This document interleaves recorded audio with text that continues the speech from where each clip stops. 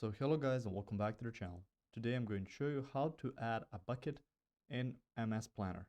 So the first thing you want to do is open up your Microsoft Planner account. So from here you can see my day, my tasks, my plans, and my portfolios once you're logged in. Afterwards, you just need to open up one of the plans. So let's just choose this one, just as an example.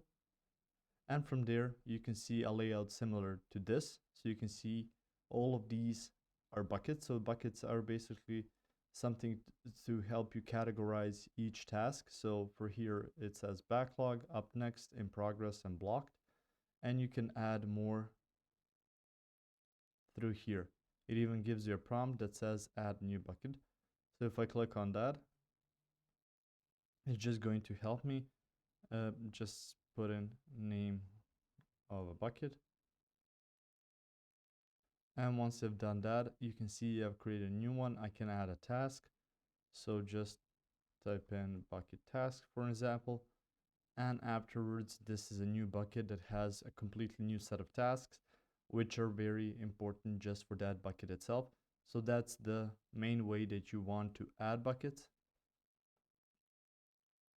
And every time you add a new one, usually it's going to be on the far right part of your bucket list. You will see the option to add a new bucket and so on and so on. So just adding a bucket, it's going to make it easier to categorize your tasks, and it's going to increase and improve your workflow. If you found this information helpful or useful, you can like the video. You can also share the video. You can subscribe to the channel and click the notification bell to get notified about new videos on Microsoft Planner or some other topics you might find interesting as well. Thank you very much for watching this video, and as always, I'll see you guys in the next one. Goodbye.